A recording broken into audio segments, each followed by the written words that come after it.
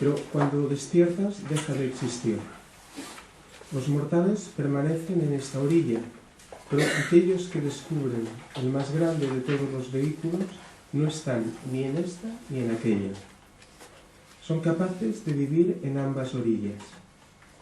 Aquellos que ven la otra orilla como diferenciada de esta no comprenden el Zen. La ignorancia significa mortalidad y el conocimiento significa budeidad. No son lo mismo y tampoco son diferentes. Pero la gente distingue entre ignorancia y conocimiento. Cuando somos ignorantes, hay un mundo al que escapar. Cuando somos conscientes, no hay nada donde escapar.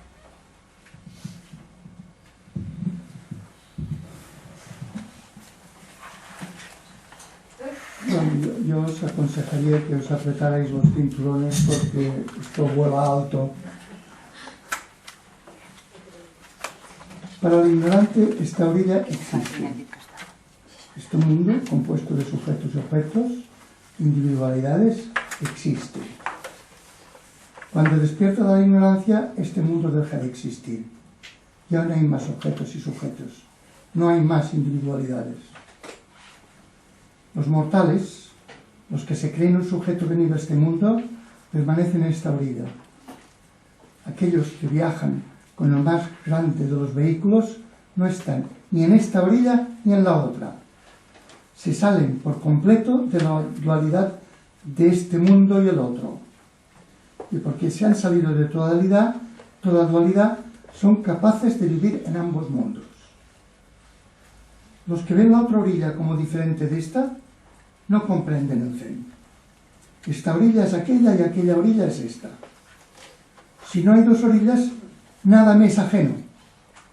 El interés y el amor por este mundo son interés y amor por el otro, porque no hay dualidad ninguna. Esto es aquello y aquello es esto. El que es un ignorante es un mortal, porque cree ser alguien venido a este mundo, que por tanto deberá marchar de él. El conocimiento es budeidad cuando es el reconocimiento de que aquí no hay nadie, sino es la naturaleza original que es vacía de toda posible categorización. Pero por lo dicho en el párrafo anterior, la ignorancia y la budeidad no son lo mismo, pero tampoco son diferentes. No son lo mismo porque no es lo mismo vivir en un mundo de deseos, temores, recuerdos y expectativas y por tanto de dolor que vivir en la reconciliación, el reconocimiento, la paz y la felicidad de residir en el no lugar. Pero tampoco son diferentes porque no hay dualidad ninguna.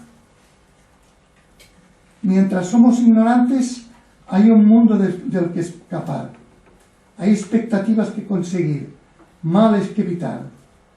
Cuando despertamos a la conciencia de nuestra vaciedad radical, no hay nada de lo que escapar, ni expectativa alguna que conseguir.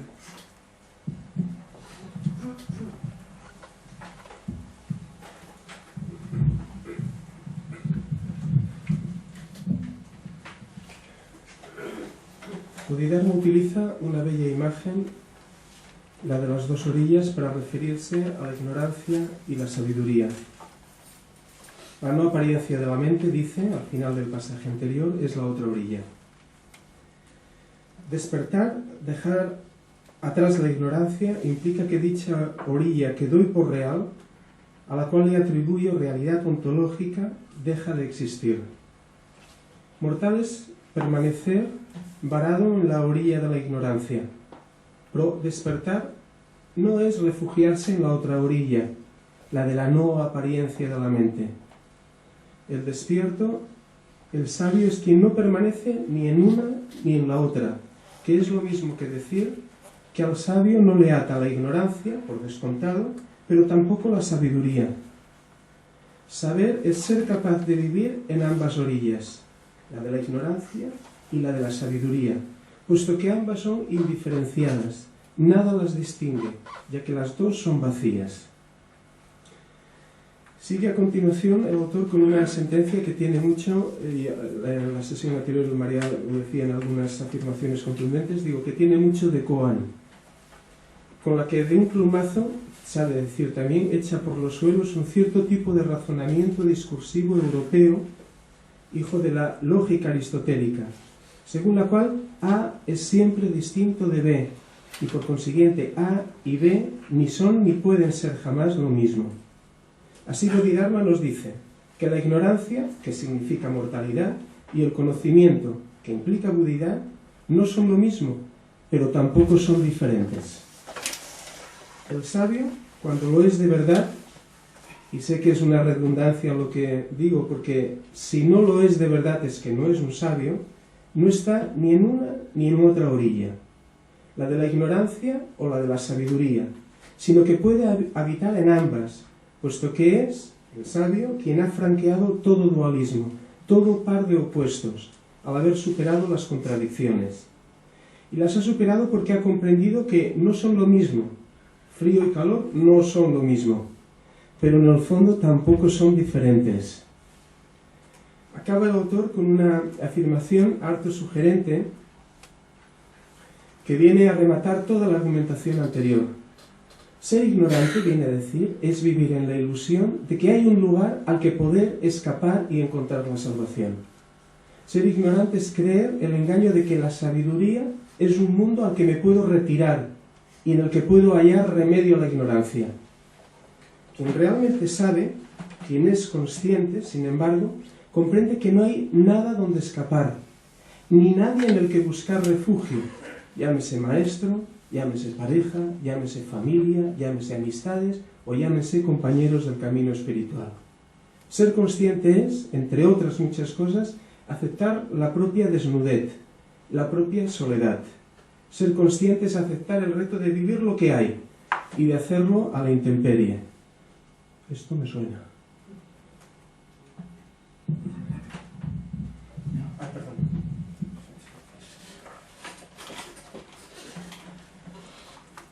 Proseguimos a la página 69. A la luz del Dharma imparcial, los mortales no son diferentes de los sabios. En los sutras se dice que el Dharma imparcial es algo que los mortales no pueden penetrar ni los sabios practicar. El Dharma imparcial solo es practicado por los grandes Budas y Bodhisattvas. Ver la muerte como algo diferente de la vida o el movimiento como algo diferente de la inmovilidad es ser parcial. Ser imparcial significa ver el sufrimiento como algo no diferenciado del nirvana, porque la naturaleza de ambos es el vacío.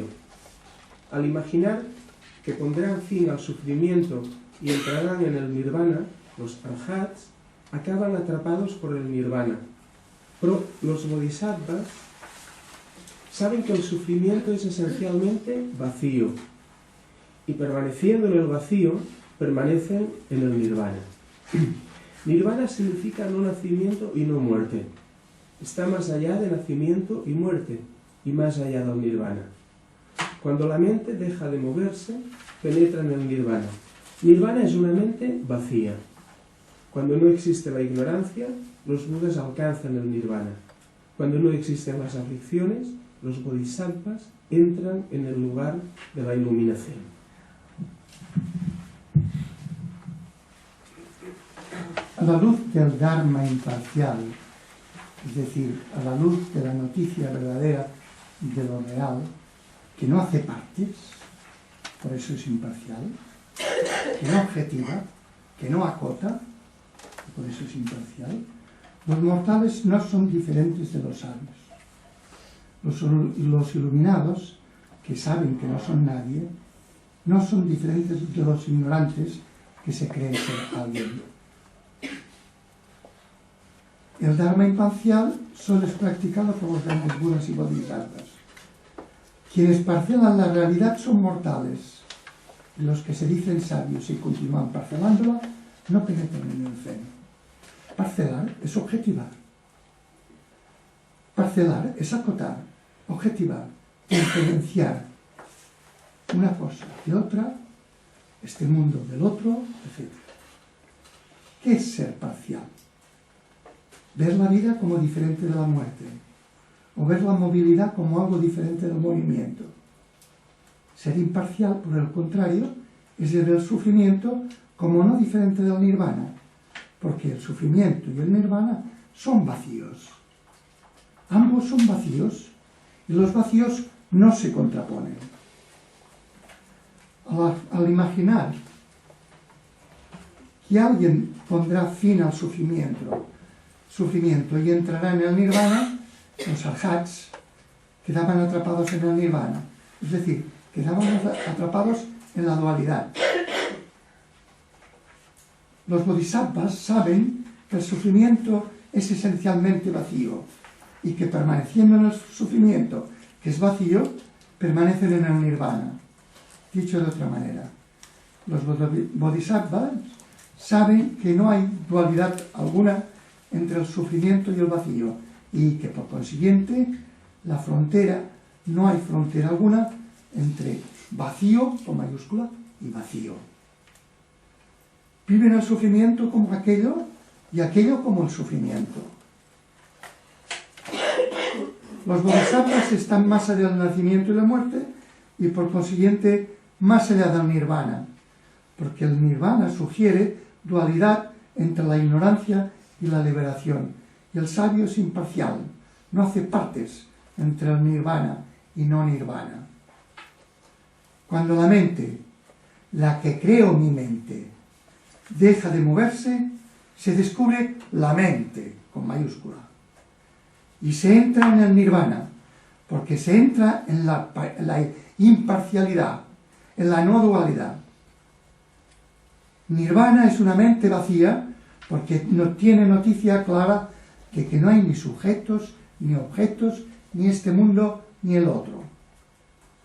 Pero mente vacía no significa que no tenga pensamientos, porque la mente vacía es una mente imparcial, que no hace partes entre pensamientos y no pensamientos. Sabe que aquella orilla es esta y que esta es aquella orilla. Sin embargo, esta orilla tiene unas leyes de funcionamiento, pero a pesar de ello, no es otra de la orilla del nirvana. Esta orilla tiene unas leyes de funcionamiento que hay que conocer, que hay que construir, etc. Pero no es otra de la orilla del nirvana.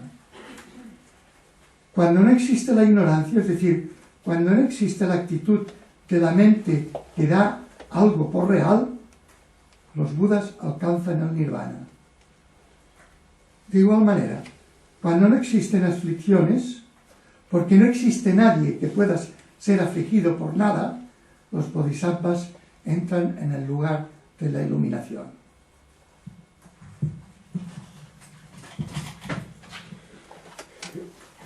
Tanto en el pasaje anterior como en el presente Bodhidharma parece proponerse hacer añicos todo atisbo de dualismo. De hecho, lleva todo el libro así. Incluso aquel que distinguiría entre sabiduría e ignorancia, sabio e ignorante. Los mortales, afirma sin tapujos, no son diferentes de los sabios. Yo, de decir, me pregunto si aquí el texto original realmente habla de sabio o de erudito, si realmente se refiere al sabio que ha comprendido su verdadera naturaleza o bien al erudito que ha memorizado los sutras, porque evidentemente en este caso sí que no es lo mismo. En cualquier caso, sea como fuere, el sabio, por utilizar el término empleado en la traducción que yo entiendo aquí como el erudito, no es más que un mortal que sabe sutras. Esto es un mortal ilustrado, pero mortal al fin y al cabo, y en consecuencia, ignorante. Ignorante de lo que realmente cuenta, conocer tu naturaleza real, lo que en verdad eres, siempre has sido y siempre serás, más allá de que jamás llegues a darte cuenta de ello. Quien piense que por acumular informaciones y conocimientos, con minúscula, quien piense eso, quien piense que por acumular informaciones y conocimientos escapará a su condición de ser mortal, esto es, a su ignorancia, no ha comprendido nada. Bodhidharma, en un acto, diríamos, de benevolencia, equipara al mortal y al sabio, pero muy posiblemente sea peor el erudito que el ignorante. El ignorante no sabe, tampoco el erudito sabe, pero lo grave, lo que en verdad le arroja hacia abajo es que, aun no sabiendo, cree saber. La sabiduría, cuando lo es de verdad, y de nuevo es una redundancia porque la sabiduría solo es de verdad, la sabiduría, digo, no puede servir jamás al enaltecimiento del ego. En ese sentido, no hay peor idolatría que la egolatría, y no hay peor egolatría que la egolatría espiritual. El sabio lo es no tanto por sus conocimientos como por su sencillez, su humildad, su naturalidad y su bondad. El sabio es plenamente consciente de lo que sabe, pero mucho más aún de lo que no sabe. Y a pesar de dicha ignorancia, dicha docta ignorancia, vive unificado, esto es sin contradicciones y apacible, en un estado que podríamos llamar de certidumbre inquebrantable. En el presente pasaje hay, si nos fijamos, explicitada toda una tipología humana. Todos los grandes textos espirituales han esbozado tipologías más o menos similares. Para Bodhidharma, en un extremo se hallan los seres mortales, y lo que él dice, o la traducción dice, los sabios, que me inclino a pensar, insisto, que no son más bien que los eruditos. Ambos equiparados, mientras que en el otro extremo están los grandes budas y los bodhisattvas, que son los únicos, dice, que pueden practicar lo que Bodhidharma, según le atribuye la tradición, son capaces de practicar, si esto, el Dharma imparcial. Practicar el Dharma imparcial. Y ojo, el Dharma no se piensa, el Dharma se practica. El Dharma no es una teoría ni tampoco una doctrina superpuesta a la vida. El Dharma es la misma vida, o mejor aún, lo que hace que las cosas sean lo que son y no otra cosa. Así pues, practicar el Dharma no es sino vivir lo que hay, ser lo que se es, aquí y ahora, sin división, sin parcialidad, sin conflicto, sin dualidad. Ya se nos dijo anteriormente, y más tarde insistirá en ello nuevamente, que no es con la mente como se comprende la naturaleza real de las cosas, y tampoco es con la mente como se practica el Dharma, si bien practicar el Dharma comporta su comprensión.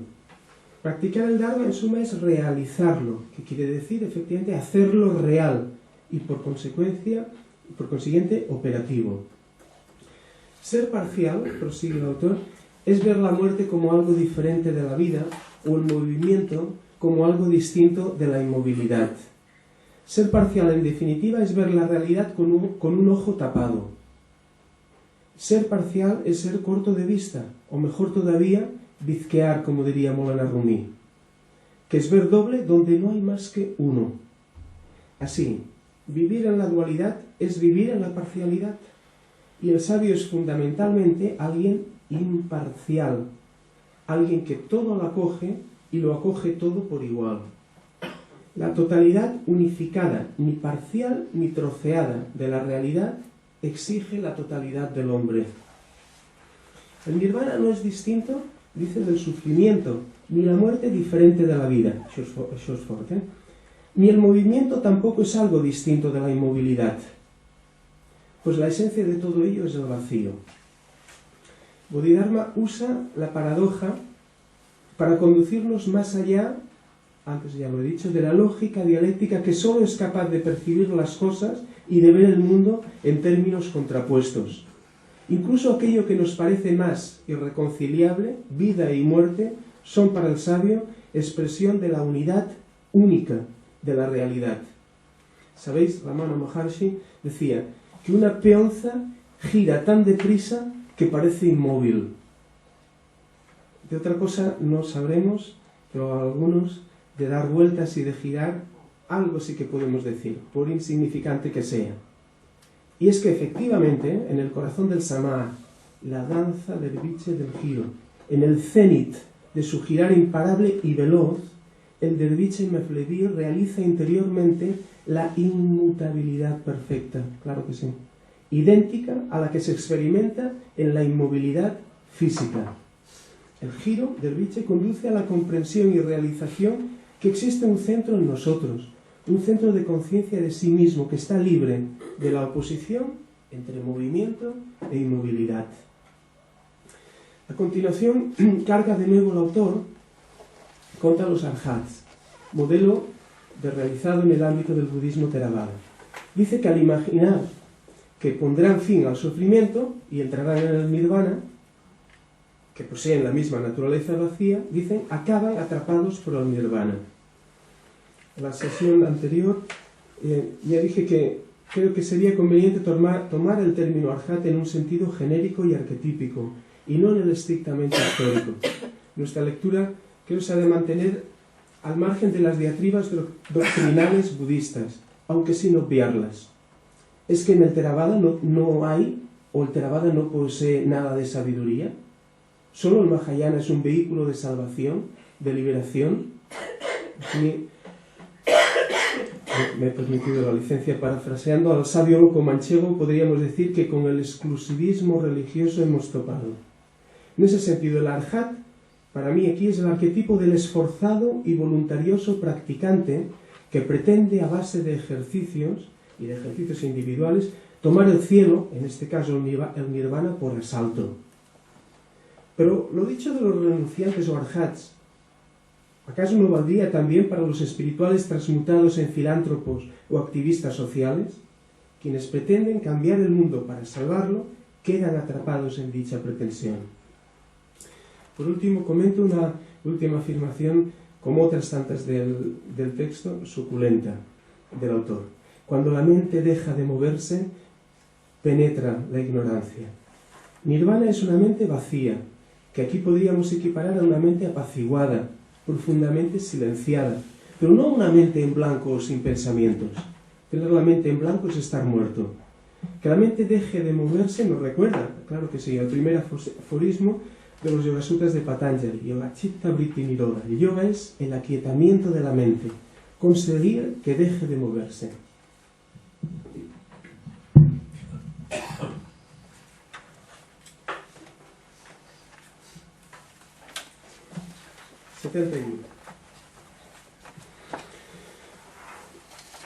Un lugar deshabitado es uno sin codicia, odio ni ignorancia. La codicia es el reino del deseo, el odio el reino de la forma y la ignorancia el reino sin forma. Cuando da comienzo un pensamiento, se penetra en los tres reinos. El principio o fin de los tres reinos, la existencia o no existencia de todo, depende de la mente. Esto es aplicable a todo, incluso a objetos inanimados como rocas y palos. Cualquiera que sepa que la mente es una ficción y está vacía de cualquier cosa real, sabe que su propia mente ni existe ni no existe. Los mortales siguen creando la mente, proclamando que existe. Los arhats siguen negando la mente, proclamando que no existe.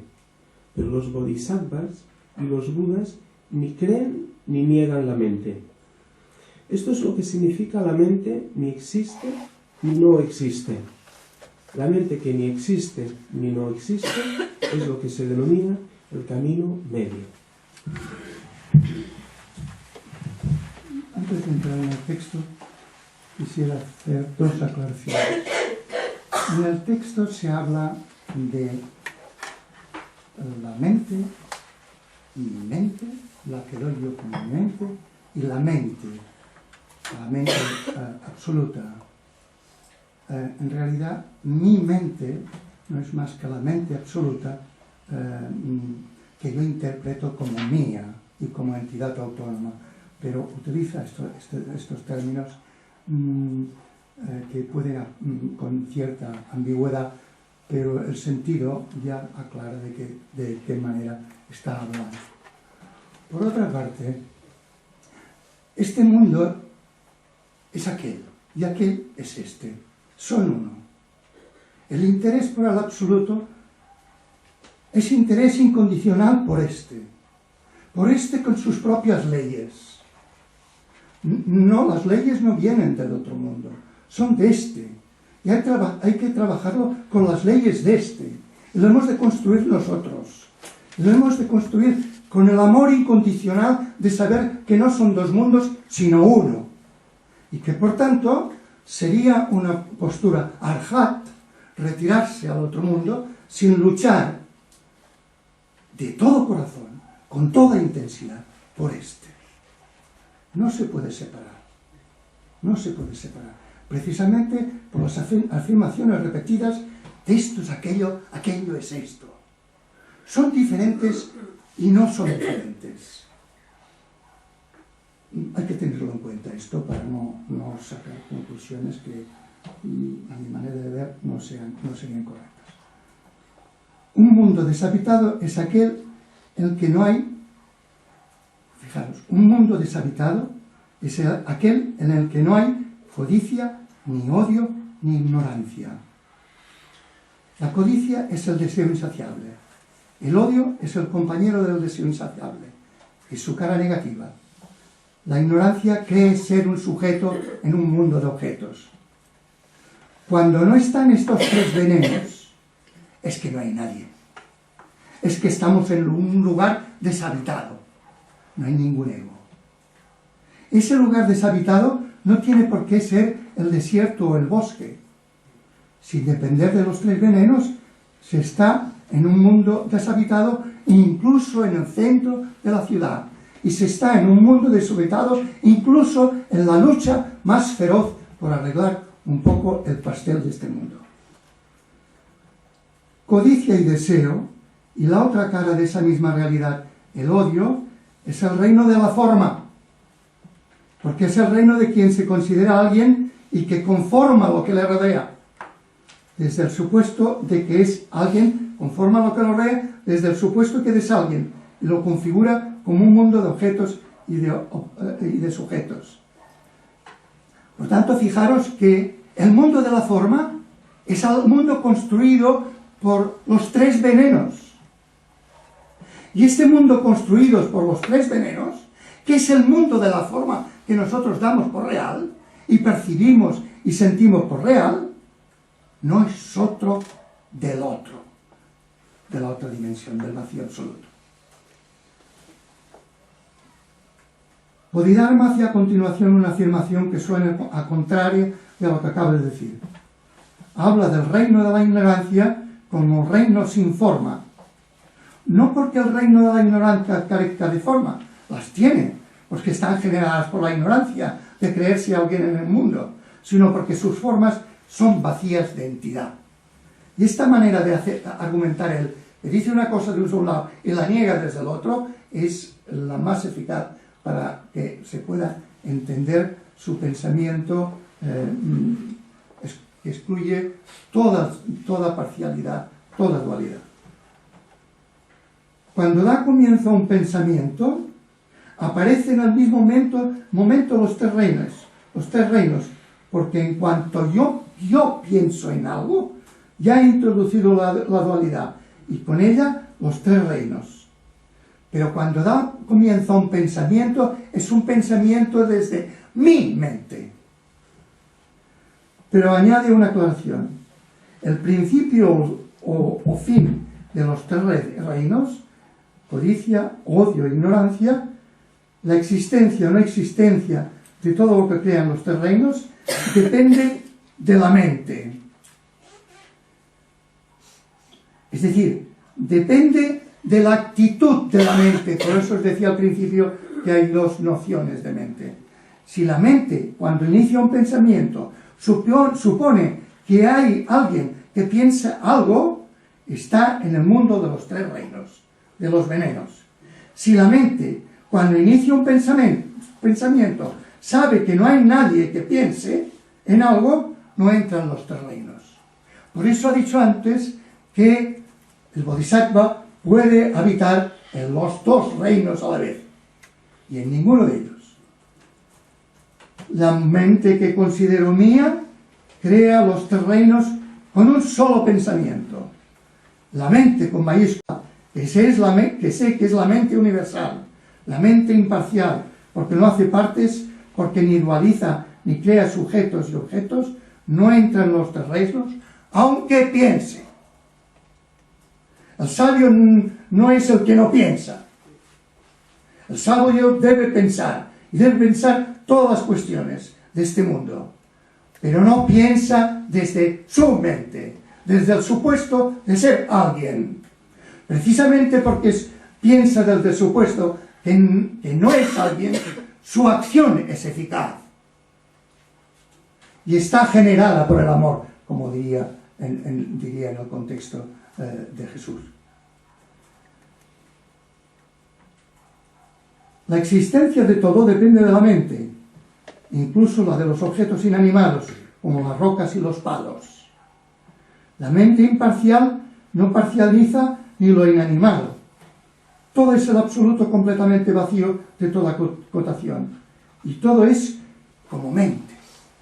La mente, que es mi mente, cuando no supongo que yo soy alguien. Si quien sepa que la mente, su mente, es una ficción, porque está vacía de toda entidad real, sabe que su mente ni existe ni no existe. No existe como entidad autónoma, pero esa su no existencia como entidad autónoma no es equivalente a la negra no existencia, porque su existencia como mi mente es el existir mismo de la mente. Pero ni mi mente es una entidad, ni la mente es una entidad. Ambas están vacías de toda posibilidad de objetivación, de parcialización, de dualización. Por consiguiente, mi mente ni existe ni no existe. Y podríamos decir que la mente, con mayúscula, también ni existe ni no existe. Toda afirmación de existencia o no existencia dualiza. Los mortales siguen creando la mente, suponiendo ser alguien venido a este mundo, y siguen proclamando que existen. Los arhats siguen negando la mente y proclamando que no existen. Toman el otro mundo como otro mundo. Los bodhisattvas y los budas ni crean la mente que dan como la mente propia, ni la niegan. Esa actitud es la que permite comprender que la mente, que es mi mente, ni existe ni no existe. Ya hemos dicho también que la mente con mayúscula ni existe ni no existe. Esta comprensión mediatiza toda nuestra actitud en nuestra vida cotidiana. Los quehaceres de la vida cotidiana ni existen ni no existen. Esta actitud es ocupación, dedicación completa, dedicación incondicional y a la vez libertad absoluta. Concluye la argumentación bodhisattva diciendo que sostener que la mente ni existe ni no existe es lo que denominan el camino medio. Dicho de otro modo, este mundo, el de los tres venenos, el de las formas, no existe, está vacío. Pero existe porque no es otro del vacío absoluto, del nirvana. El vacío con mayúscula es la forma, y la forma es creada por los tres venenos, y la forma es el vacío con mayúscula. No hay dualidad alguna. Estas formas creadas por los tres venenos son el vacío, y el vacío es estas formas. Por lo tanto, no se puede uno entregar a una sin entregarse a las otras, porque no hay dualidad.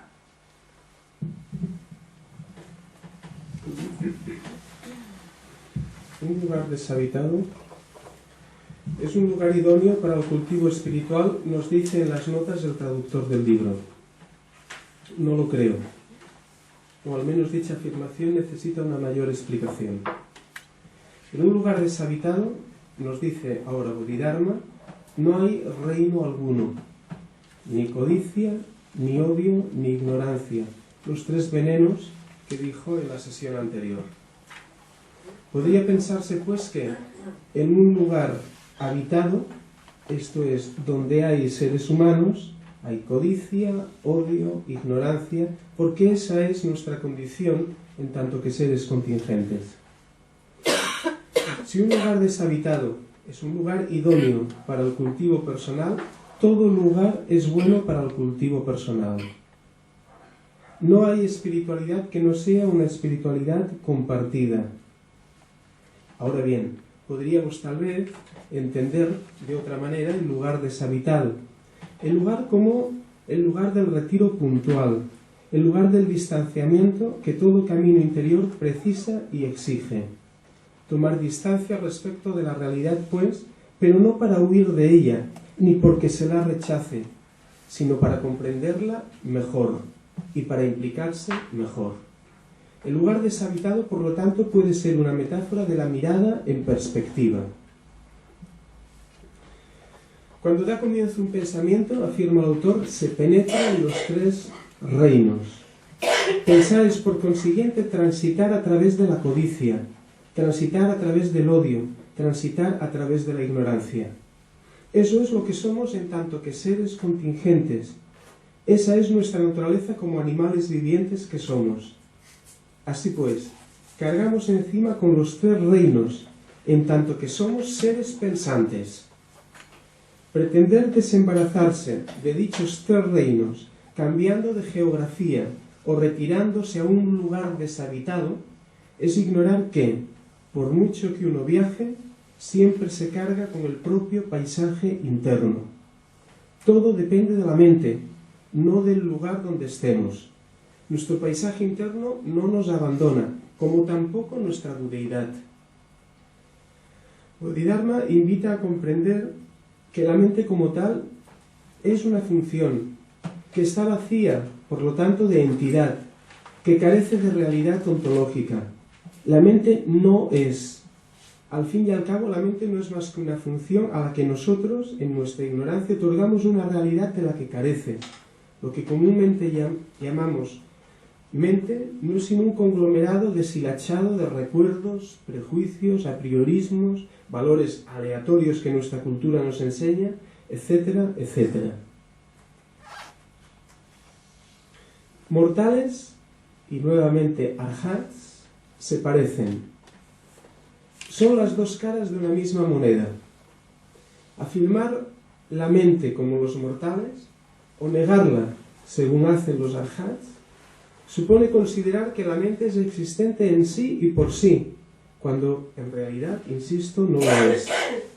El sabio, identificado por Bodhidharma, como no puede ser de otra manera, como el Bodhisattva, es aquel que ni crea ni niega la mente, en otro contexto y con otro lenguaje. Mulana Rumi diría que para el sabio sufí fe e infidelidad son lo mismo. Según Bodhidharma, el camino medio es el que transita el sabio, que se mantiene a igual distancia del nihilismo que del realismo. Nuevamente, la mente ni existe ni no existe, es una función. Página 73, ahora sería. Giramos página, pues.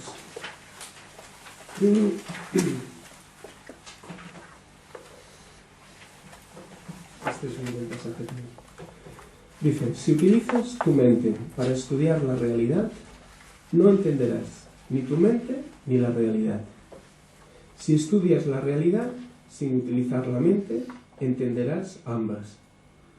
Aquellos que no comprenden no entienden el entendimiento, y aquellos que comprenden entienden el entendimiento.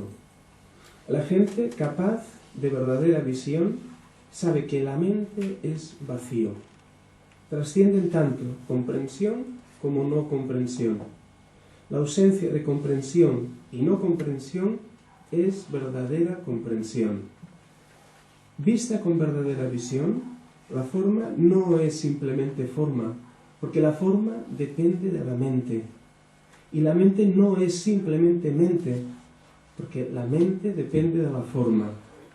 Mente y forma crean y niegan una a la otra.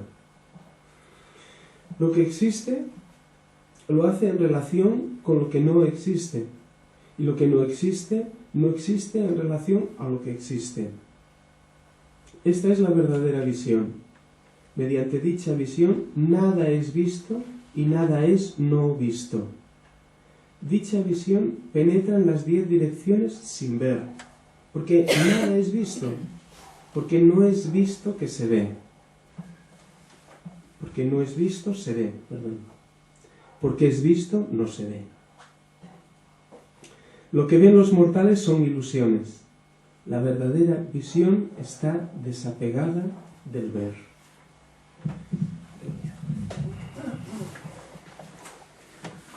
Aquí tenemos que hacer otra vez, para entender lo que está diciendo y para no falsear su mensaje, hay que entender que cuando él utiliza, muchas veces en que él utiliza mente, está hablando de mi mente, la que yo considero como una entidad autónoma, ¿vale?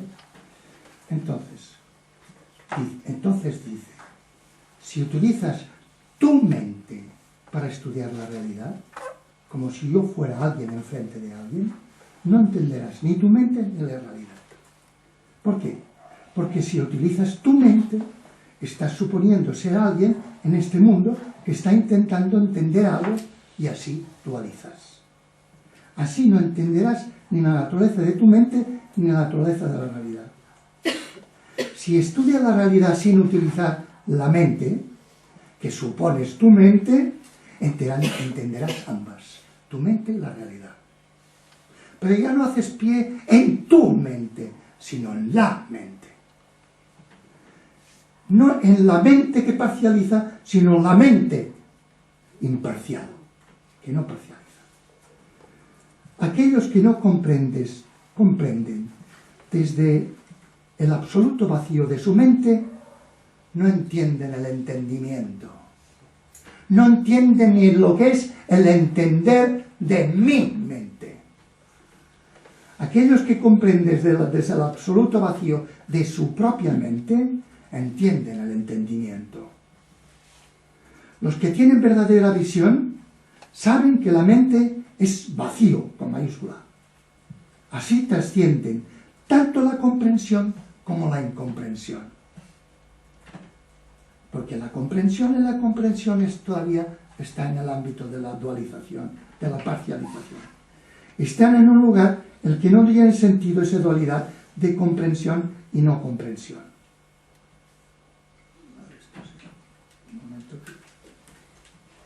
Quienes saben que la mente es vacío, con mayúscula, y que todo lo que pueda concebir es vacío, están más allá del poder de comprender o no comprender algo. Donde hay vacío, con mayúscula, ¿qué sentido va a tener que alguien comprenda o no comprenda algo? Sin embargo, esta orilla, que ni existe ni no existe, tiene sus formas de comprensión, que no pueden ignorarse. Y la otra orilla es el vacío de toda comprensión. Pero esta orilla y la otra orilla no son dos. Por consiguiente, quienes se mueven en las dos orillas trascienden tanto la comprensión como la no comprensión. Su ignorancia no es otra que la sabiduría, y su sabiduría no es otra que su ignorancia para el sabio.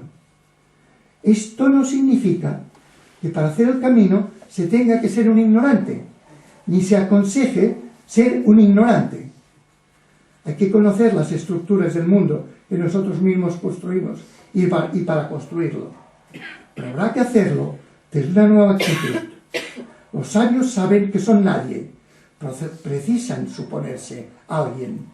Y precisan suponerse alguien sabiendo con toda claridad que son nadie. Así están más allá de ser alguien y ser nadie. Porque ser alguien y ser nadie no son dos. La verdadera comprensión está más allá de la dualidad de ser alguien o no ser nadie. Esto es la libertad omnímoda. Vista con verdadera visión, la forma no es simplemente forma, porque depende de mi mente que la conforma. Los objetos no son simplemente objetos, porque dependen del sujeto que las conforma. Y sobre todo, dependen de la mente absoluta, porque el vacío es forma. Dependen de la mente absoluta. O sea, dependen de mi mente y de la mente. En este último sentido, dependen de la mente. En realidad, ¿se puede hablar de dependencia cuando no hay dualidad alguna entre la forma y la mente? En la no dualidad no cabe dependencia de ningún género. La mente, que es mi mente, no es simplemente mente porque depende de la forma. Si no hay objetos, no hay sujetos. Con palabras muy precisas dice Bodhidharma: la mente y forma, sujeto y objeto, se crean y se niegan una a la otra. La mente crea la forma y la forma crea la mente. O he dicho en otros términos, el sujeto crea el objeto y el objeto crea la condición de sujeto. Pero a la vez, la mente y la forma se niegan una a la otra, porque se niega una a la otra su realidad autónoma. Igualmente, la noción de que existe se hace en relación a lo que no existe, y a la inversa, lo que no existe en relación a lo que existe. Comprender la naturaleza dualizadora de nuestra condición lingüística nos lleva a la verdadera visión. Desde la verdadera visión, nada es visto, porque nada tiene entidad propia. La forma es vacío. Pero también nada es no visto, porque el vacío es forma. El vacío es visible en las formas. Esa verdadera visión penetra en las 10 direcciones sin ver, porque nada es visto. Y la razón es contundente, porque no visto, el vacío, no visto, entre comillas, el vacío, se ve. Porque es visto, la forma no se ve. Repito, no es visto, el vacío, se ve. Y se ve en la forma, porque no hay dualidad. Y es visto, la forma, no se ve, porque es el vacío, que vacía la forma. El vacío se ve en la forma, porque la forma es vacío con mayúscula. Y porque el vacío con mayúscula se ve en la forma vista no se veía. La forma se ve como forma, pero como forma del vacío. Por eso no es visto, el vacío se ve, y es visto, la forma no se ve. En todas partes no verás entidad alguna, solo verás el vacío. Pero el vacío, con mayúscula, pero el vacío lo verás en las formas. Al mostrarse como formas del vacío, se vacían de entidad propia. Como veis, es un juego poco sutil, pero si no has entendido, estoy dispuesto a repetirlo. Lo que ven los mortales son ilusiones, son conformaciones de la mente que es mi mente. La verdadera visión está desapegada de ver esto o aquello. La verdadera visión es ver sin ver, porque parece que ves formas, pero estás viendo lo que no tiene formas en las formas. La verdadera comprensión no es comprendiendo que hay esto o aquello. La verdadera comprensión es comprender no comprendiendo, es decir, comprendiendo que no hay nada que comprender porque nada es objetivable. Solo cuando comprendes nada, entre comillas, es verdadera comprensión, porque no hay ningún objeto, ninguna individualidad que comprender.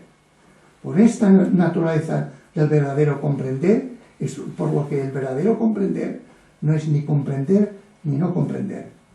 No es comprender porque no hay nada que comprender. No es no comprender porque tienes plena noticia de esa nada que es la mente absoluta. Es una nada compacta, pero imposible de categorizar. ¿Se ha entendido? Lo repito sintéticamente. Es simple.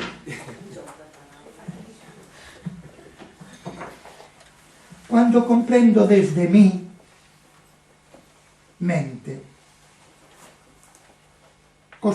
parcializo, construyo un mundo de objetos y sujetos. Y al hacerlo no estoy comprendiendo verdaderamente. Cuando no comprendo desde mi mente,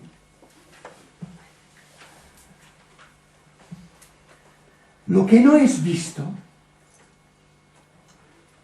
lo que no es lo que está más allá de las formas, no porque esté detrás o debajo o en un ulterior metafísico, sino porque estando en toda forma no se liga a ninguna forma. Por tanto, como tal, como yo creería que se puede ver como una entidad, no lo veo. El no es visto, lo veo, porque lo veo en las formas. Las formas son el no es visto. En cambio, cuando veo en las formas el no es visto, no veo las formas, porque las formas se vacían al ser vistas desde el no es visto. ¿Comprendéis? Pero esto es una experiencia fenomenológica, eso es fenomenología, ¿no? Sí. Bueno, esto, no es ontología, eso es fenomenología. Esto son datos del proceso de intentar silenciar el propio ego. No sería estrictamente fenomenología en el sentido filosófico occidental, porque no, simplemente los fenómenos que yo percibo, ¿no? Son fenómenos que tú puedes acusar, ahí está, pero que no puedes describir. No puedes describir, porque al describir volverías a caer en aquello de lo que has intentado salir. Por eso dice, el vacío es nada, pero es una nada compacta. Sí, pero si tú dices, cuando yo veo la nada, no veo las formas, decía. Claro. Y esto, yo he leído de otros autores experiencias no duales, y en sí la representación del mundo exterior, la fotografía queda igual. Sí. En ese sentido sí ven las formas. Sí, claro. Entonces esto es un poco engañoso si tú dices no ven las formas. No, sí las ven. Sí, ¿no? pero, además no podrían vivir sin ver las formas. No, es decir, aparte de esto. es ¿no? evidente, es Pero es que evidente. decir entonces que no ven las formas Es evidente. eso es poco difícil de entender. No, pues lo intento explicar. Cuando digo que cuando lo no es visto en las formas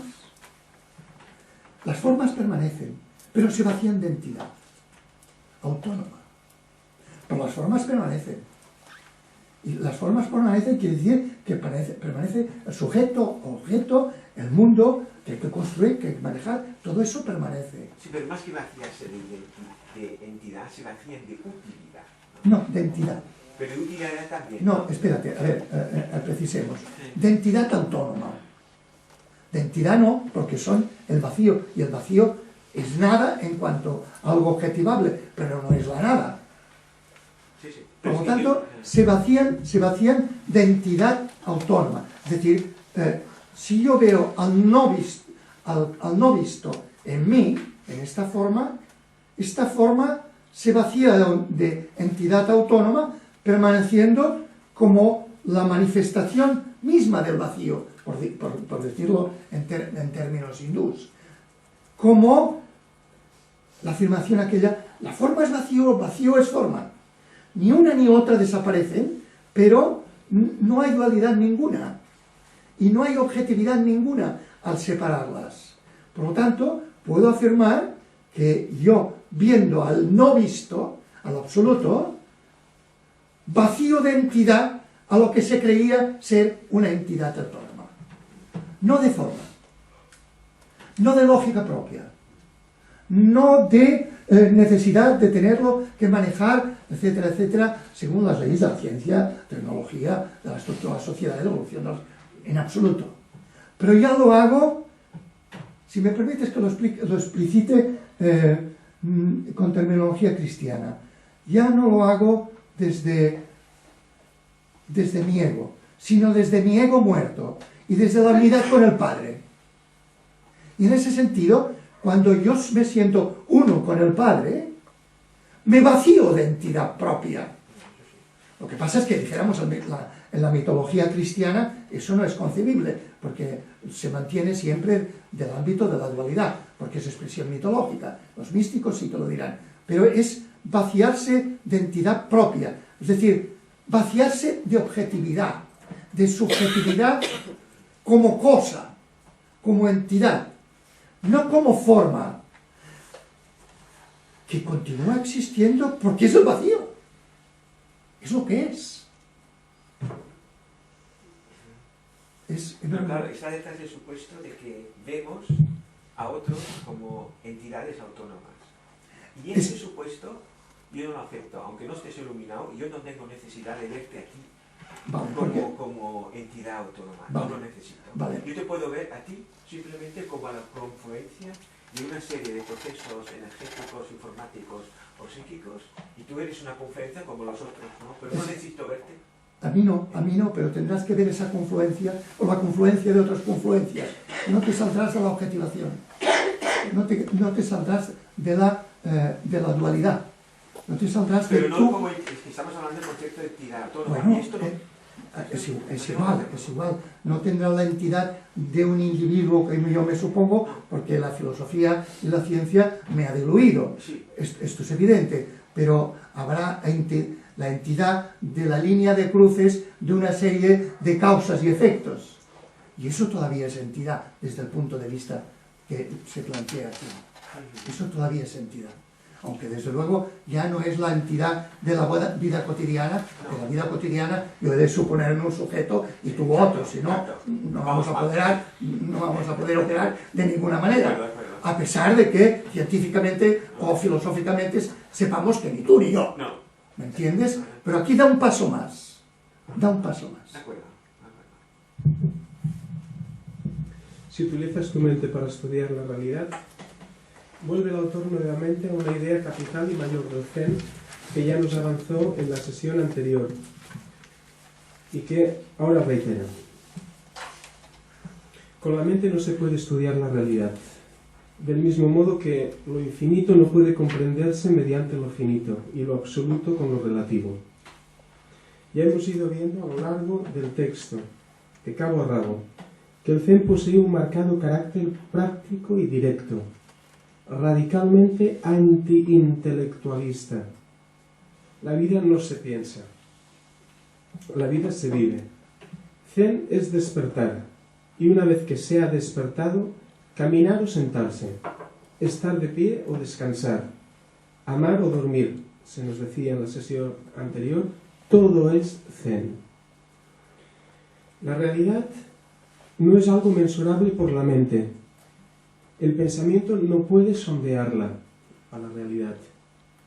Nuestra mente, que siempre piensa según una lógica dual, parcial y fragmentaria y fragmentadora de la realidad, es incapaz de dar cuenta de una realidad que la desborda absolutamente. Utilizar la mente para comprender el mundo es, dice el autor, de ignorantes. Ya que mientras nos movamos en el ámbito de la mente, que siempre, insisto, dualista, percibimos el mundo y a las personas, porque las personas también son el mundo, a partir de una conciencia egocéntrica. Pero es que tampoco comprendemos los propios entresijos del funcionamiento de la mente o del entendimiento, según el autor. ¿Significa todo ello que Bodhidharma inste a amputarnos la mente? Aquí seguramente vendría bien la distinción que hace Marián entre mente, mentes, etcétera, etcétera. En modo alguno.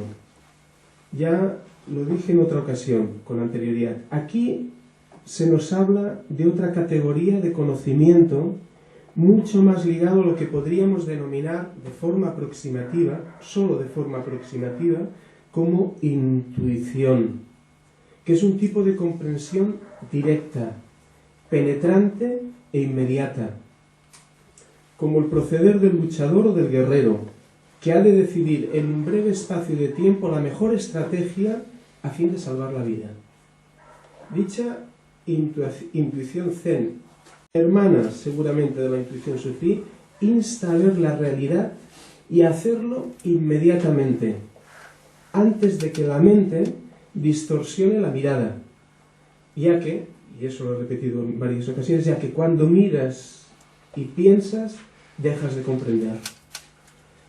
Tratar de comprender la realidad desde la mente es mantener aún la subsistencia de un sujeto individualizado, que a fin de ver, forzosamente ha de quitarse de en medio. Por todo ello creo, el sabio, que tanto habla el autor, conmueve siempre, a diferencia del filósofo, del teólogo o del erudito, en definitiva quien habla de la vida, pero no desde la vida, porque habla como quien ha tocado la realidad. No te explica el sabio la vida o una teoría sobre la vida. Él es la vida.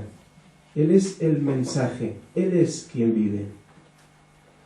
Prosigue después el autor con una lista de afirmaciones paradójicas nuevamente, tan propias de él, para rematar diciendo que la ausencia de comprensión y no comprensión es verdadera comprensión.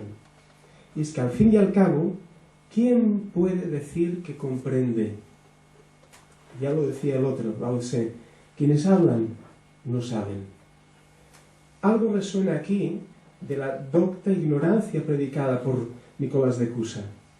El reconocimiento de la ignorancia, sostiene el cusano, es una ignorancia instruida, docta.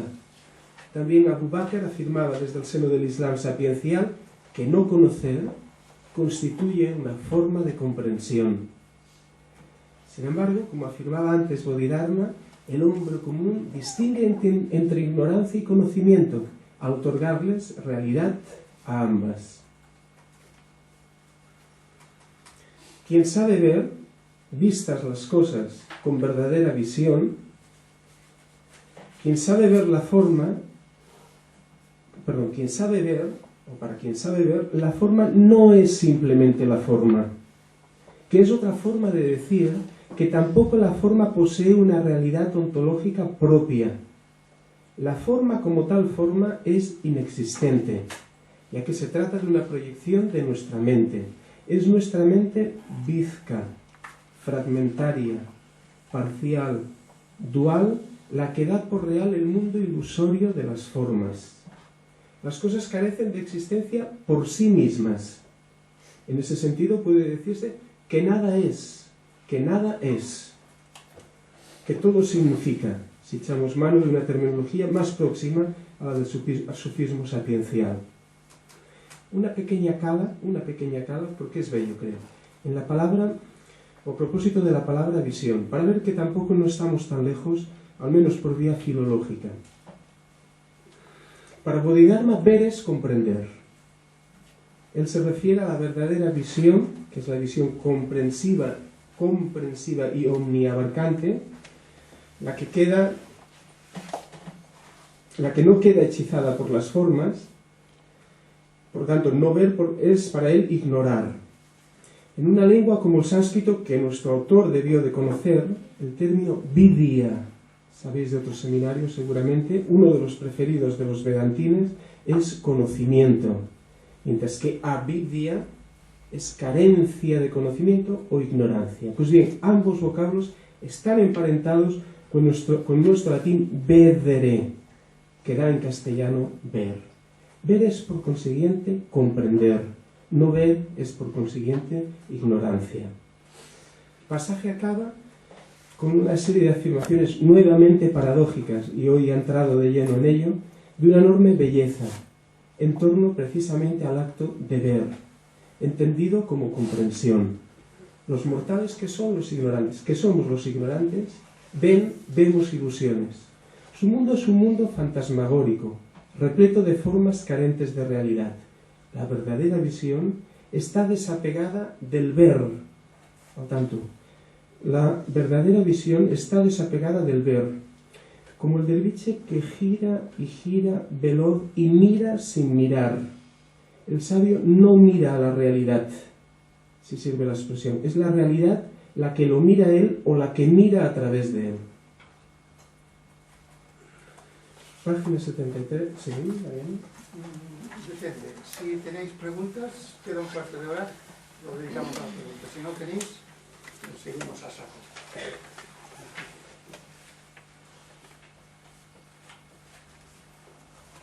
Yo tengo una pregunta respecto a cuando has hablado de la mente imparcial, que no era lo mismo que una mente en blanco o sin pensamientos, pero no he acabado de entender lo que has explicado de por qué decías eso. La mente imparcial es la que no parcela. La que no parcela, y por tanto, yo tengo en mí capacidad cognoscitiva, por decirlo así, una doble posibilidad.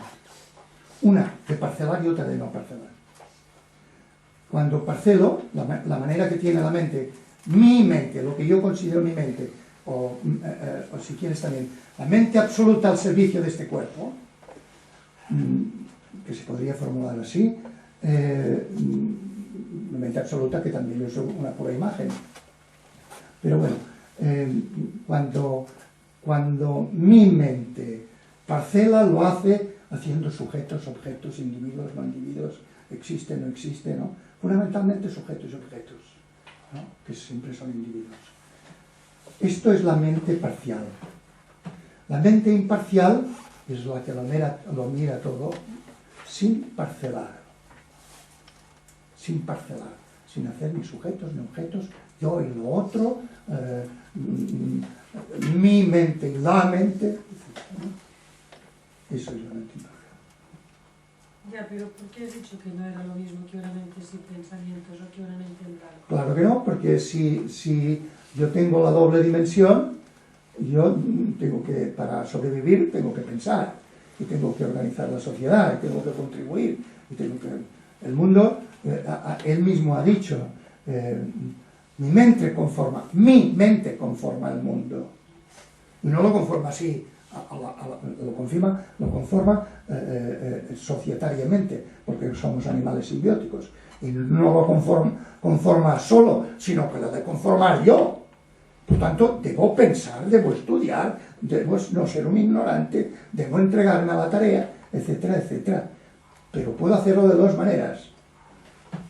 Como un ego en una panda de depredadores, o como nadie, como el que es, manejando una panda de depredadores, o intentando que sean lo menos depredadores posibles. No podremos evitar ser depredadores porque hemos de comer cada día, y para comer cada día hay que matar, hay que planear cómo matar, ¿no? Esta es nuestra aporía, es decir, nuestra condición, que los maestros espirituales, entre ellos Bodhidharma, ponen de manifiesto que todo y siendo este animal depredador que soy, tengo esta posibilidad. Y como tengo esta posibilidad, podría construir el reino de Dios, diría Jesús, si lo hago desde la mente.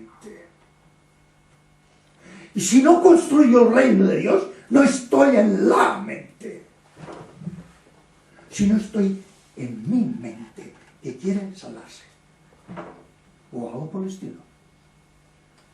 Pero esto debe quedar muy, muy claro, porque si no, este tipo de texto, parecen como si fueran huida de la realidad, huida del quehacer social, político, económico, científico, etc.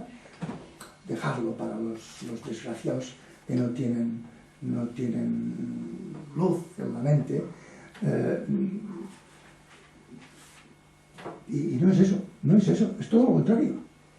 Es todo lo contrario. Es un mensaje de los grandes para que construyamos nuestra vida desde la profundidad de lo que realmente somos, desde nuestra naturaleza originaria, que diríamos en lenguaje budista, que es el vacío absoluto de toda posibilidad de objetivación y representación, y desde ahí construyamos el mundo de los animales que somos. Y lo construyamos, ahora utilizando un lenguaje cristiano, desde el amor y no desde la depredación. Pero no se puede uno huir, no es lícito. ni tampoco estos textos se pueden interpretar como un menosprecio del quehacer intelectual. Al contrario, ¿qué está haciendo este hombre sino eso? Una sofisticación de pensamiento tremendo. Lo que pasa es que no está haciendo un pensamiento sofisticado para construir el mundo, sino para que descubramos nuestra dimensión. Es diferente. Por eso la intuición de la que hablaba Bárcenas es una intuición entrenada. Por supuesto, por supuesto. Por todo eso se entrena, ¿no? Es que fíjate, hasta qué punto es entregada que me fundo, no soy. Cobro conciencia de que yo soy tú, soy esto, el otro, la sociedad, el mundo. Como dicen los Upanishads, yo soy eso, eso, eso, eso. Si no, es ilusión y escapismo espiritual. Y eso es todo lo contrario a lo que ellos practican. O sería también antiintelectualismo. Disparate. Entonces ya podemos coger todos estos mensajes y enterrarlos. Porque estamos en una sociedad de conocimiento. Y es desde una sociedad de conocimiento que tenemos que hacer este trabajo. Sin dejar de hacer el trabajo. Sino en el seno del trabajo. No desde el margen. Este es el mensaje de los grandes. Creo que coinciden todos en esto. En este aspecto, esto último que has dicho, desde el seno del trabajo, sería como esto el juego de palabras, visión, pero visión desapegada del ver. En este juego sería lo mismo, en el seno del trabajo, porque es que no hay no trabajo. No. Por eso... No. Muy bien notado. No hay mundo de no formas.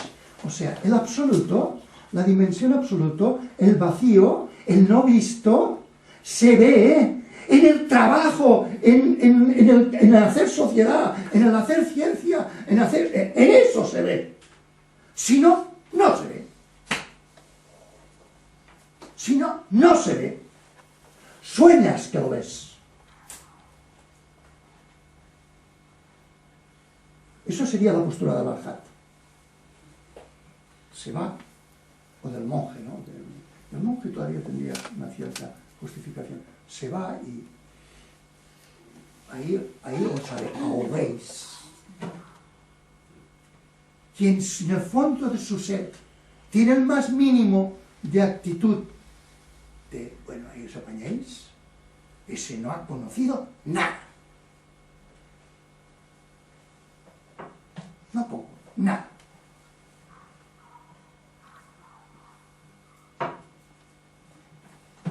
Es importante tener en cuenta esto porque no es la sofisticación intelectual, mental, para llegar a la mente de estos textos, como los Vedantas,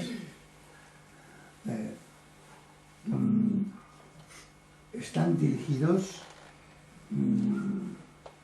a nuestro quehacer. A nuestro quehacer. No podemos permitir que nos alejen un pelo de nuestro quehacer, sino nos tienen que enrolar al 100% en nuestro quehacer. Si no, no hemos comprendido el mensaje que están emitiendo. Porque esto es aquello y aquello es esto. El vacío es forma y la forma es vacío. Por tanto, ¿cómo puedes darte lo uno sin darte lo otro? Si son lo mismo.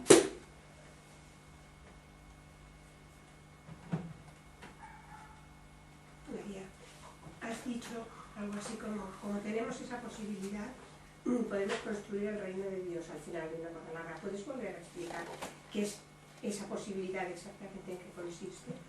El reino de Dios, del que habla Jesús y la tradición que él toma, sería un mundo construido para animales depredadores, no se puede olvidar, desde el amor.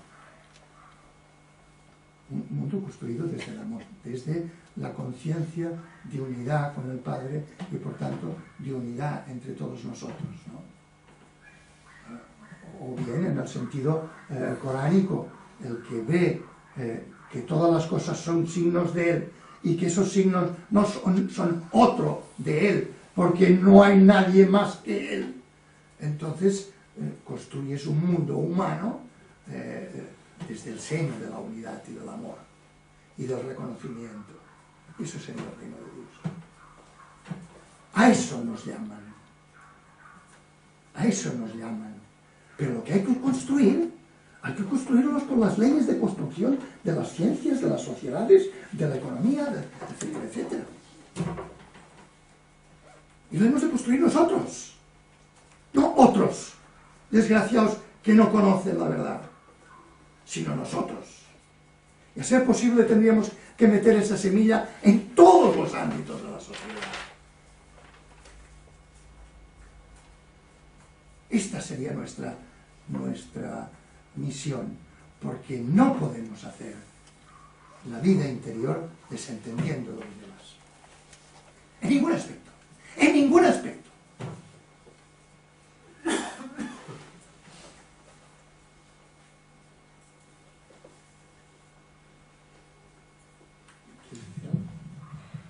Avui està sembrat, Mariano. Avui està sembrat. No sé, sí, es que estas cosas... Aquí la pregunta. Si acaso, como yo estoy todavía elaborando, mejor plantear. Nada, a ver si podrías decir algo también del lugar deshabitado.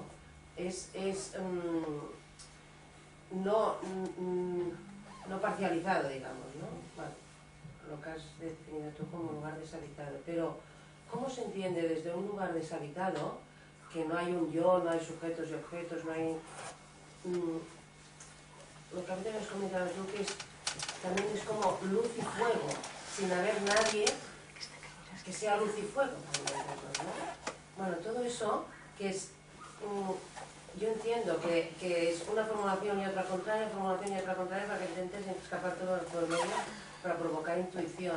Pero es algo que tengo la sensación que se puede entender, que es la visión del ver, que es la mente en mayúsculas, que no es mi mente, que es este lugar deshabitado, que no es sujeto y objeto, pero que a la vez es luz y fuego. Bueno, es como darle vueltas para intentar... Fijaros, el reino de Dios solo se puede construir desde el lugar deshabitado. No quiere decir que me vaya al desierto, ¿eh? No. Desde el lugar deshabitado. Desde aquí, que aquí ya no hay nadie. Aquí ya no hay nadie. Hay, en lenguaje bíblico, el que es. O el lenguaje de los Vedantas, Satchitananda, ser, conciencia, beatitud. Ese es el lugar deshabitado, porque es, y esto también es expresión budista y Vedanta, este lugar, mi cuerpo, es un no lugar. Solamente es un lugar cuando lo habito yo. Pero si yo muero a mí mismo, si reconozco que mi realidad es la del que es ese no lugar vacío absoluto de toda posible conceptualización, representación, ese no lugar es mi lugar. Y es desde ahí, desde ese no lugar, que he de hacer todas las tareas de las que estaba hablando antes. Y por tanto, porque yo entiendo que a pesar de que aquellos por los que trabajo se crean un lugar, son un no lugar. Son mi no lugar. El mismo no lugar que estoy viviendo yo. No, yo no está. ¿Qué hay aquí? ¿Qué se hace patente aquí? Este es el fundamento del amor incondicional. ¿Por qué? Porque ya no hay nadie que ponga condiciones. Nadie pone condiciones. No hay nada que no sea, como dice uno Upanishad, da.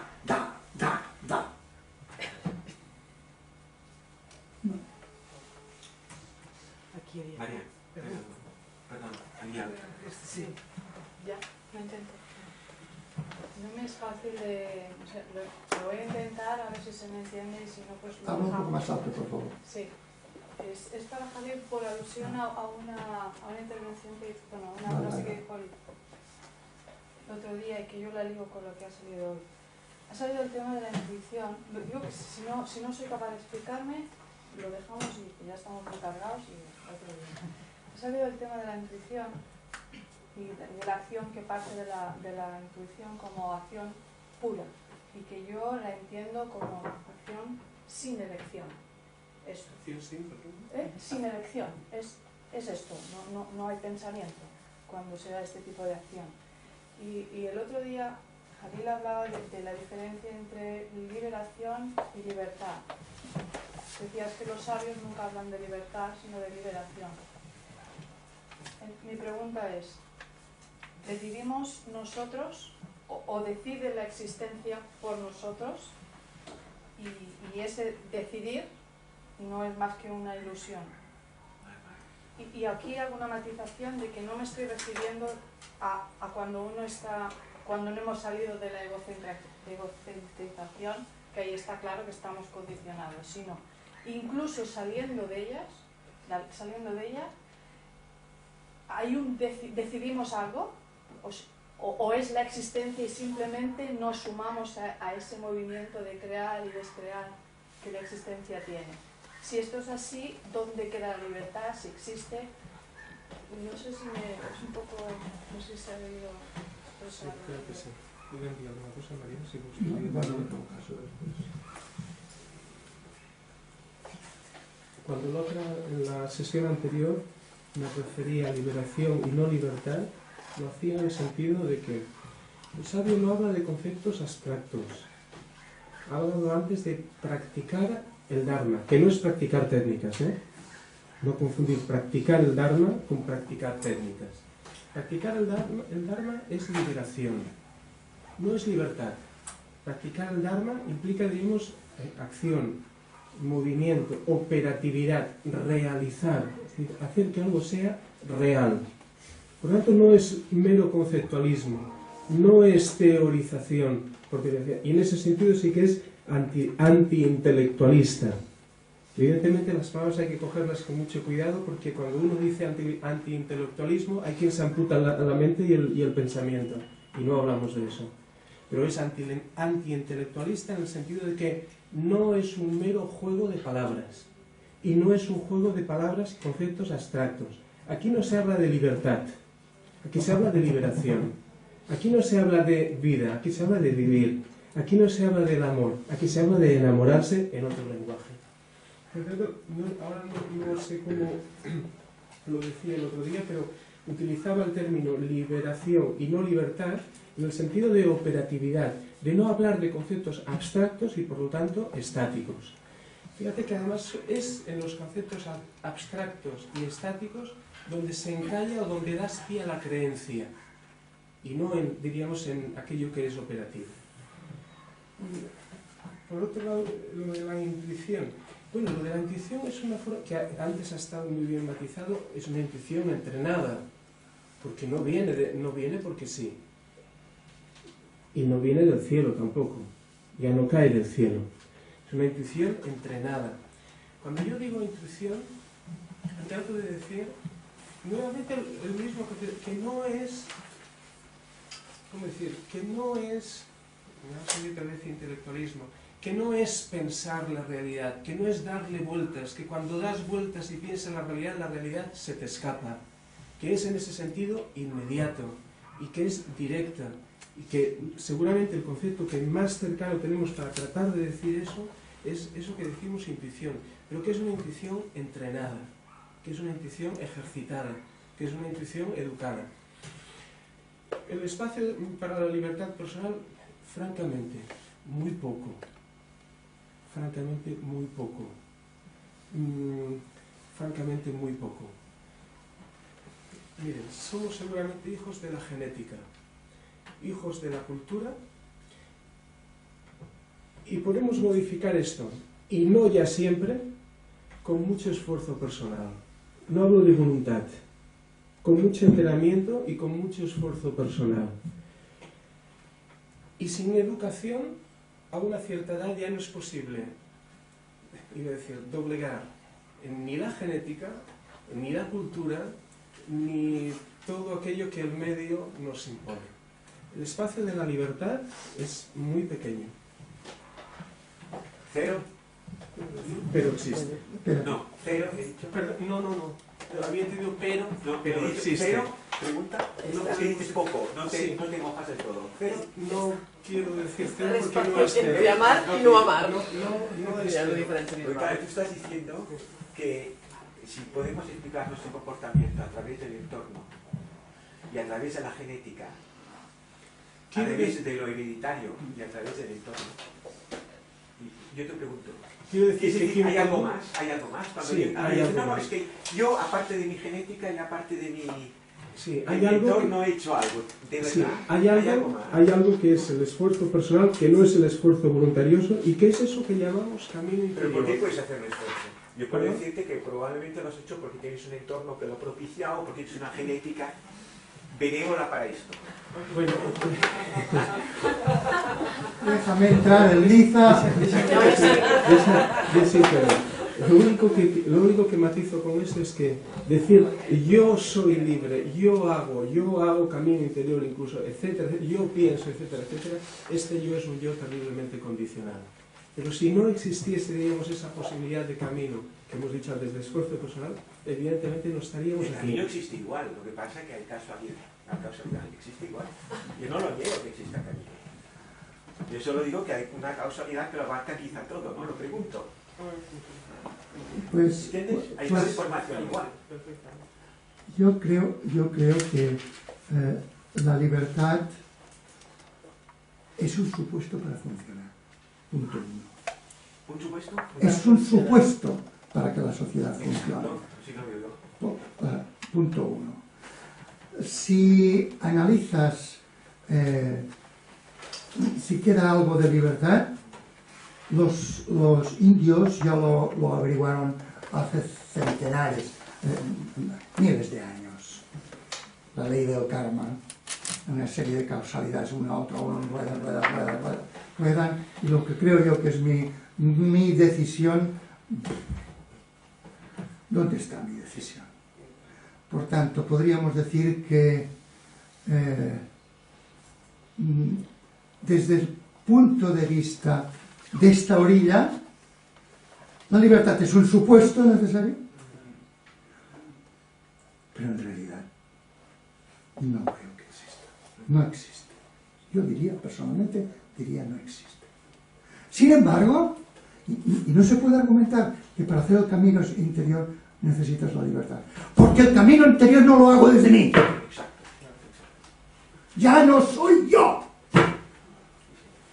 Ni ese acto es libre. Y eso es doctrina ortodoxa, católica y musulmana. Gracias a Dios.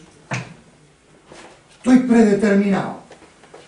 Pero no tiene sentido desde aquí, desde la no dualidad, desde la actitud mística, no tiene sentido ni preguntarse por la idea de libertad. Si no hay dos, ¿libertad de quién? ¿Con respecto de qué? O sea, que no creo en la libertad, pero que no hay. No, ¿quién? Si no hay dualidad. Si no hay dualidad. Esa no dualidad, esa sería la libertad omnímoda. ¿Por qué? Porque donde hay deseo, hay necesidad, no hay libertad. Pues ya no hay nada que te la limite la libertad. Exacto. Entonces ya no hay nada que te limite. Como que ya te has salido del deseo. Nada limita tu libertad. Nada limita ni te la estimula. Porque ya estás en el no dos. No tiene ni sentido preguntárselo. Esto lo contestaré con una idea, con una imagen que me parece que es del Mahamudra, que dice una gota que se separa del mar, en un movimiento de las olas, se separa del mar, puede empezar a tener problemas. ¿De dónde vengo? ¿Dónde voy? ¿Existo? ¿No existo? ¿Voy a nacer? ¿Voy a morir? La contestaría, pero no seas tonta, pero si ese es el océano. Cuando tú comprendes que es el océano, se acabaron todos los problemas. Se acabó el asunto de libertad o no libertad, de predestinación o no predestinación. Todo se acabó. Ahora, desde el punto de la dualidad, desde el momento que yo la dualidad y quiero iniciar el camino, como tengo que iniciarlo de aquí, me dicen, inícialo con la gracia de Dios, no seas borrico y no pienses que tú te vas a poder poner a caminar. Porque el yo no hace más que cosas para el yo. Y como el camino consiste en salirse del yo, no será yo el que inicie el camino, sino esa de otra dimensión, que es mi naturaleza original, que está aquí y es mi verdadera realidad, la que aflora y inicia el camino. Pero no yo. Yo es un supuesto de mi cerebro. Pero dirías, por ejemplo, y eso no va en contra de lo que tú has dicho, pero al mismo tiempo se puede decir que el reino de los cielos es el córtex frontal, está en el córtex. ¿El córtex? Sí se puede decir, ¿no? Claro que sí, claro que sí. Es decir, ¿por qué? La forma es vacío. No, es una cita, lo que he dicho. Es una cita de Thich Nhat Hanh, que es, por cierto, un monje zen. Ya lo conozco. Sí, es eso. No, y precisamente porque es eso, la iluminación es idéntico al amor y es idéntico a la libertad sin límite. Es lo mismo, son tres nociones que giran una alrededor de la otra. Pero claro, eso es visto desde el nivel hondo mío. Desde el nivel no hondo surgen todas esas dificultades. Y podríamos decir que la evolución de la forma, la transformación de la forma que los mismos hombres hacemos, es el vacío que se despliega y se manifiesta. Es el vacío.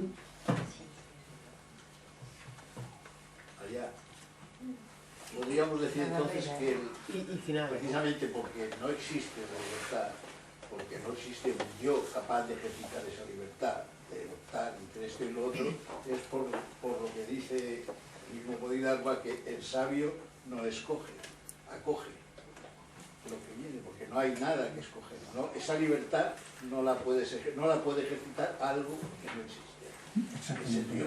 Una vez has superado el yo y el ego, ya no escoges. Exactamente. Y además, el sabio no decide, actúa. Y eso tampoco decide. Porque solamente el yo decide, sino que actúa. ¿Y qué es lo que le hace actuar? El amor, la compasión. Y sin pensar, no solo sin pensar, que como en el pasaje de la hemorroísa de Jesús, sin advertirlo, ¡pam! Ese sería el sabio verdadero. Bueno, vamos por concluir, ¿no?